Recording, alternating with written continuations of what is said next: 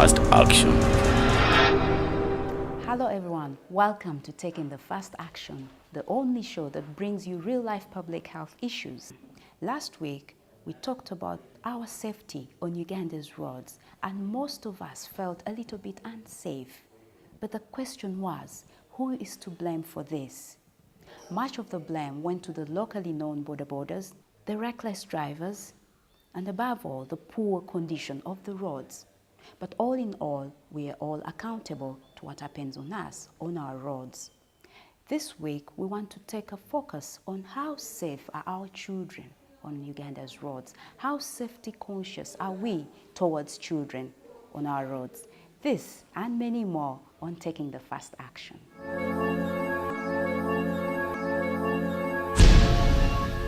Children are the foundation of any nation, and their safety in all sorts of environments is an indicator of respect of their right to live, be happy, and grow well in a safe and protected environment.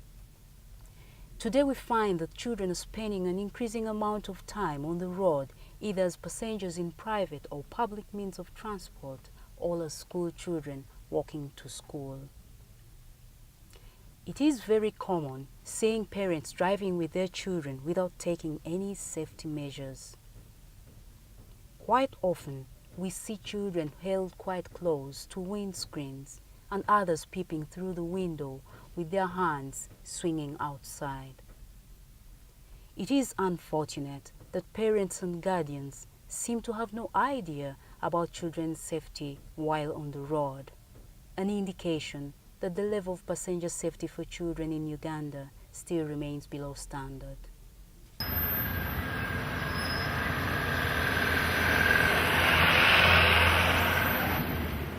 I think that, unfortunately, as everyone's aware, the status of the roads here in Kampala is not the best. And so additionally, the safety of children is not just in cars, it's about being pedestrians and running on the side of roads where there's not adequate pathways or bridges or overpasses. So kids are very often running across roads at high speed to get to places, and there's often not parents. I've seen on a number of occasions parents not actually being there watching the kids as they're running across the road. But kids in cars, I often see people sitting in the front of their vehicles and holding one, and then another child swinging through the middle, and I don't know, it's a bit worrying.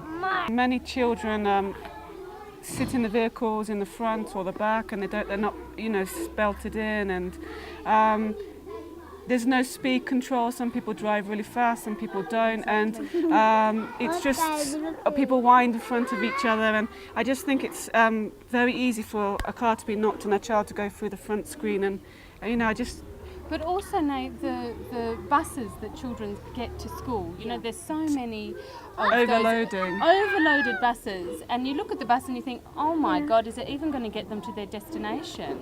And I'm sure that it's not every bus that's carrying children where the driver has done some awareness training about appropriate speed levels. Getting a licence here can be as easy as just paying the right person a particular amount of money. You don't have to go and do a test, that's not obligatory. Give me back my brother. Buckling up may not be enough to protect our children from automobile accidents and injuries, but proper use of seat belts and children's safety seats is paramount in ensuring their safety on the roads. The idea behind trying to use seat belts and booster seats for children is all about protecting them. And we cannot achieve the protection we need unless we use them correctly. For example, the use of booster seats in infants is a big problem. And when we talk infants, we're talking children who are less than 1 year old, because those ones are a little younger and a little smaller. So it's better if they're in a car, they be held by an adult. They shouldn't be left alone unattended, even if you had a booster seat. And particularly in our places where our roads are a bit too bumpy, and sometimes people do fairly high speeds. Beyond 1 year, up to about 5 years of age, these seats, actually where they are bought in shops and supermarkets where they are sold, they are designed per age. So you can actually go and identify one that fits your child. it's better if you can actually go there and try to fit the child in and see that the child fits well before you buy it. And most of them are detachable, so you attach them preferably on the back seat in the car. That is even better. And then the child sits in and they have straps. The biggest problem that we have with those and with seat belts is that sometimes they are strapped too tight, and that can cause a bit of the injuries. The other thing is seat belts are better for children who can understand how to use them and why they should be used and can adjust. So beyond 6 years of age, 6, 7, 8 and upwards, I think children of that age can be able to use their seat belts. So this is a child seat or a child protective seat, and we bought this one here in Uganda at Game, and you'll see at the back that there are 2 straps that you put the seat belt in and through. You put it through here and you clip it down so that it attaches to the seat itself like that. Then what you do is, come. When you put the child in the seat itself, you put their arms through these 2 handles. Can you put your arm through? Senna, help me. It's a bit small. And then you lift up the bottom strap and you clip the child in like that. These things are quite expensive, so it's not available to financially available to every family. An alternative can be that if you put a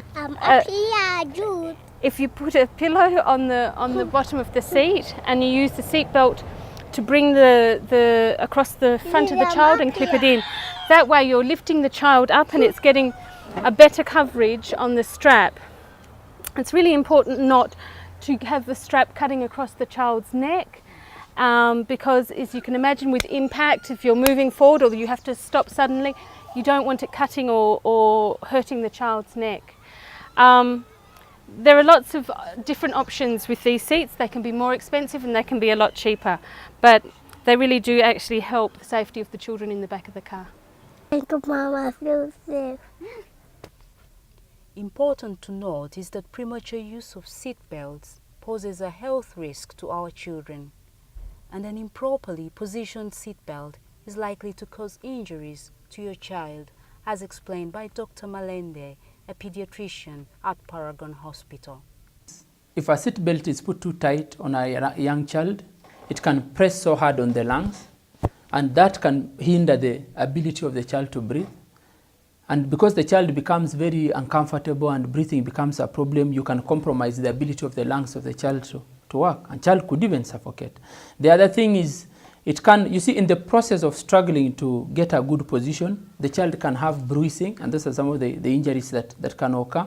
Or if the strap is so tight, it can injure the nerve supply. The nerve is really like the communication system of the body that allows the hands to work well, and that can lead to injuries, particularly of the groups of nerves that control the functioning of the upper parts of the body and the limbs.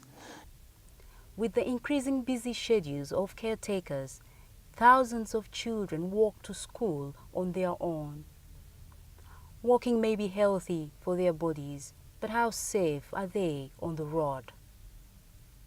I think there are a couple of things. First of all, we need to be responsible drivers, because the children are road users like anybody else, but the children are more disadvantaged because in most cases, the children are less visible, the children are very ignorant, the children do not anticipate, they might misjudge speed, they might misjudge distance. So the first initiative, I think, is for each one of us who is a driver to be a more responsible driver. You need to be very alert on the road. You need to be proactive. If you see anybody at a distance, standing next to the road, you need to anticipate and say, what might this person do? Might they cross the road? Might they run into? Might they, So in so doing, in being responsible, basically, I think we'll protect the children. I think we also need to take initiative in terms of educating the children, both at home and in the schools. Fortunately, children have been involved in some of the road safety campaigns, and this enhances their sense of responsibility on the road.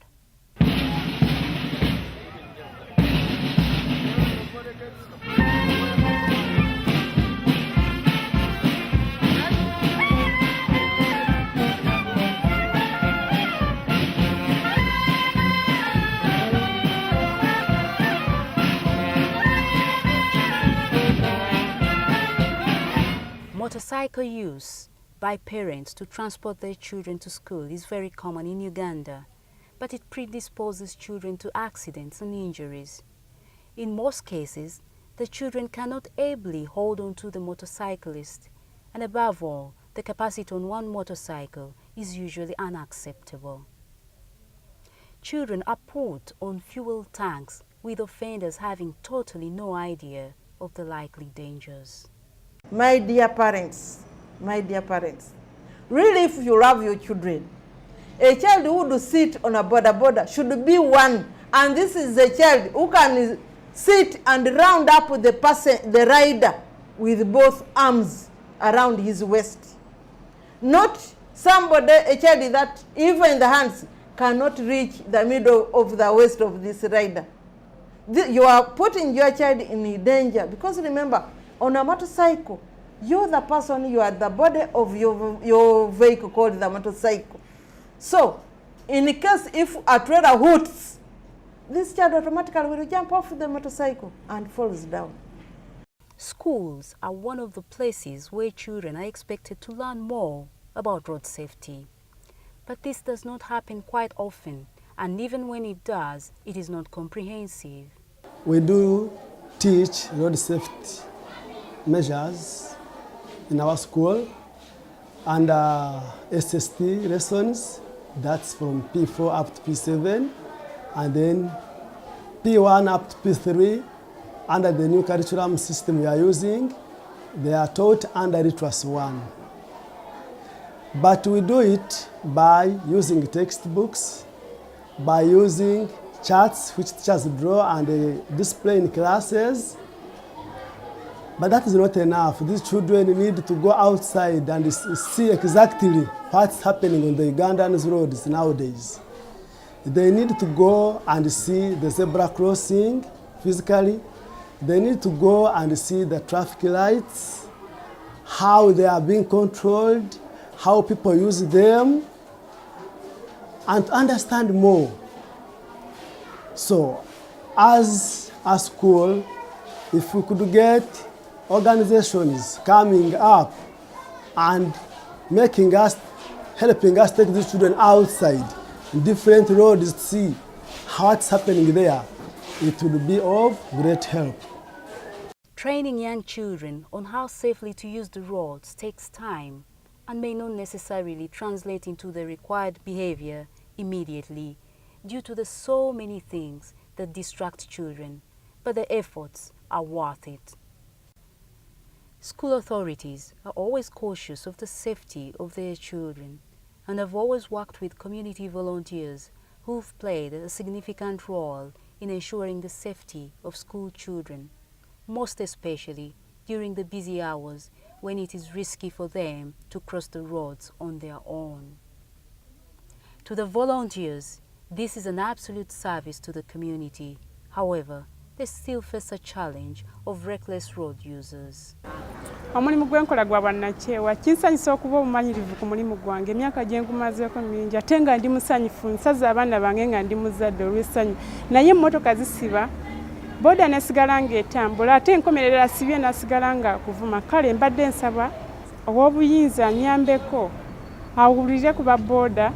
In Uganda, various stakeholders have played a key role in promoting safety on our roads, and notably, Shell has been one of them. This training ground, located in Mugolobi, was set up and sponsored by Shell Uganda Limited so many years ago to act as a road safety learning site for children and any other road users. And with all the good intentions, it is unfortunate that to date it is more of a deserted place and its purpose almost ceased. But what is the story behind this initiative? This training ground was actually set up close to 15 years ago And the exact reason, I mean, we set this training ground is, first of all, at Shell, health, safety, and the environment is basically our license to do business. So we put health, safety, and the environment first in all our business aspects.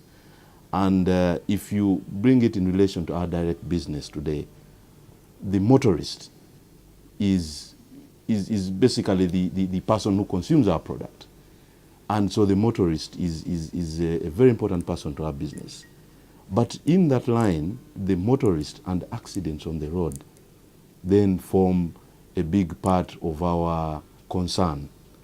Yeah. So the main reason we put this facility up is to create an avenue for young motorists and pedestrians at that. I mean, people who have not yet started driving but use the roads and all this, to know what the road signs mean, you know, to actually see them in real life before they see them on the road. Most times pedestrians will see road signs while they drive on the road, but they don't get an opportunity to interface with them before they get onto the road. Okay. So the intention was really to have a place where people could go and learn. The early years we actually went out into the press. Yeah, we took opportunity to inform the press about this facility.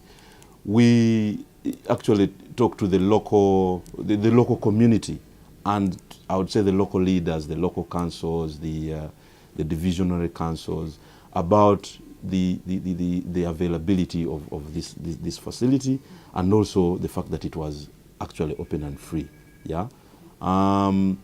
And that is as much as we could do then. The hope was that once people have seen this facility, both in the press and by, you know, sort of encountering it on their way, they will take the initiative to go in there, because it is a facility, as I say, which is very, very open to the public. But also by just passing by, you will see that there are actually different road signs in that one central place.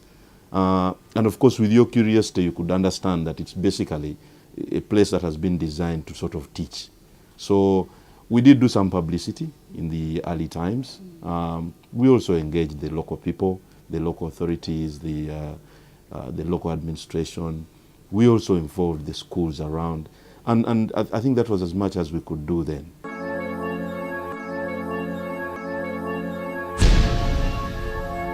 The children may be so young, innocent and vulnerable, but they are aware of their rights. They speak from their heart and they deserve to be heard. Take a look at this. Help children to cross the road. Respect us on the road. They should build footpaths and pavements for children to when they are going back to school and coming. I want to see new traffic lights and zebra crossings in order for children to avoid accidents. Those people who be driving cars, they should start driving when they're not drunk, because a child may be on the road and they may come when they're not seeing, when they're seriously drunk, and then they may knock that child who is on the road walking. I would like to ask teachers to teach us about the road signs so that we be careful on the roads. Has a car ever knocked you on the road?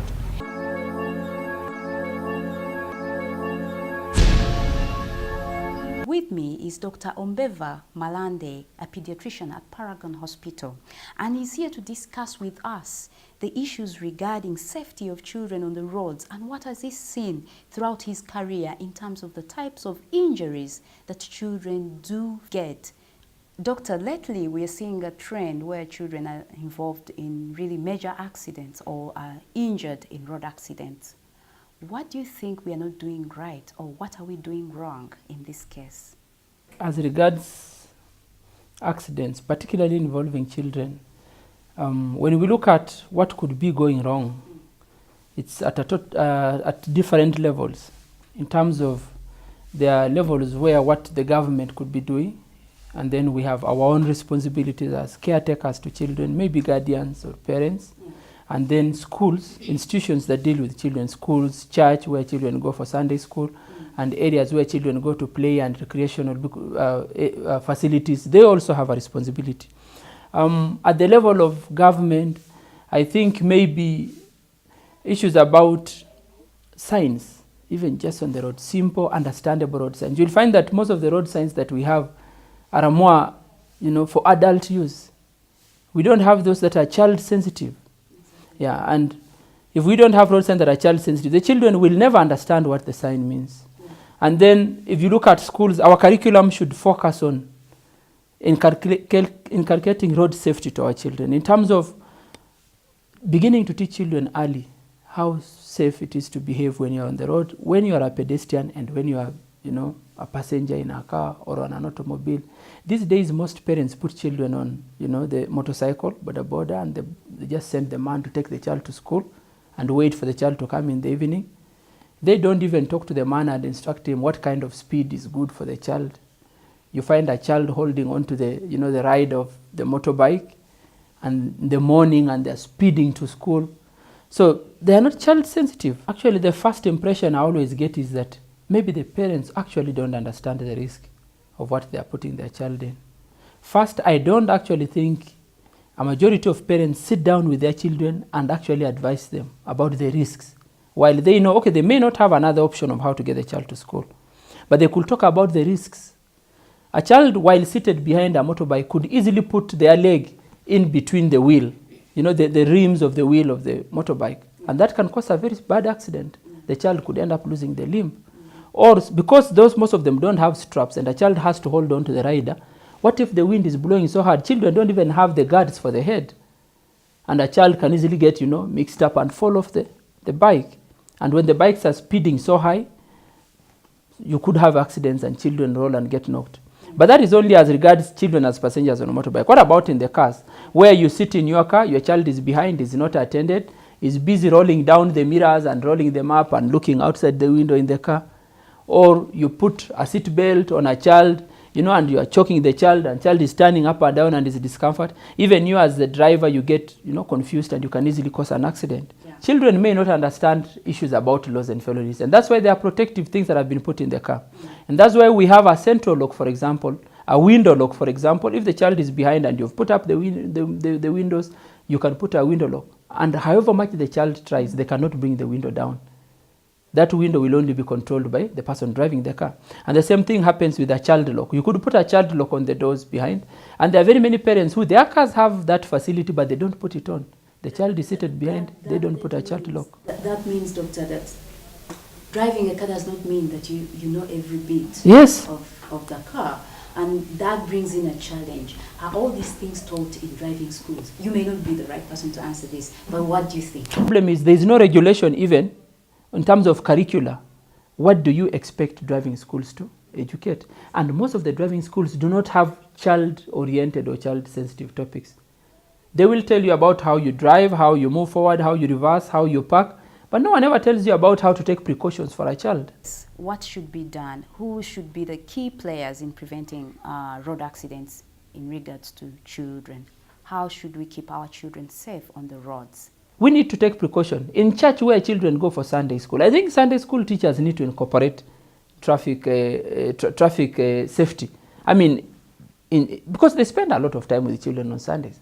We first need to ensure that the teachers themselves are adequately, aware and consciously recognize the problem that is road accidents, particularly regarding children. Yeah. And then from there on, it's easier to build on to teaching. And then in the curriculum, it must really be emphasized that these are areas that must be taught. They're not optional. There are things that teachers we need to actively advocate for, safety, practices as regards children, particularly on our roads, Yeah, and these teachers need to do it. The curriculum needs to emphasize that. I think we as doctors also need to do it. When we talk to our parents, when the patients come in and the child has a problem, I think that's an opportunity. We spend a lot of time with parents. And I think we need to take time and talk about them. We need to incorporate them as part of our health education sessions that we do with patients when we treat them. Do you think children are respected on the roads in Uganda? I actually don't think so. Because I have seen Many times when there are children at a zebra crossing or at the street lights and the children want to cross, or near a school where there is actually a clear sign indicating that there are children crossing, and people are just driving along. No one stops for the child to cross. And even if you stop for the children to cross, the other people who are driving behind you start hooting at you. It's like you're delaying us, we want to go. No one is sensitive about the children. I think we need to become more sensitive as a population, as a whole, and as a country. We need to incorporate child safety into our conscience and into our practice of daily living. Doctor, who should take the first action? I think I should take the first action, and you should take the first action. It's possible. We actually can keep our children safe. If we think about it and commit it to heart, because we want to be safe and we love our children, then we can keep them safe. Thank you, Doctor. It's been nice talking to you. Thanks.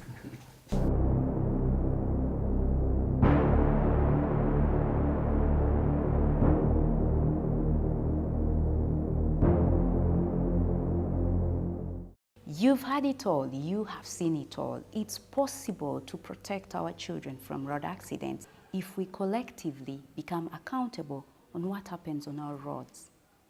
Let us teach our children safety measures, either from churches, schools, or even our homes. Parents can take a lead role in teaching children how to use the road safely, and this can be really effective. We thank you all who've been following us throughout the week, those who've been following us on our Facebook page, and those who've sent us several messages. Thank you all for your feedback. You've made the show what it is. And please continue following us on our page, www.facebook.com/takingthefirstaction, or you could call us on 0773 132 772. Thank you for being with us. See you next time. Bye-bye.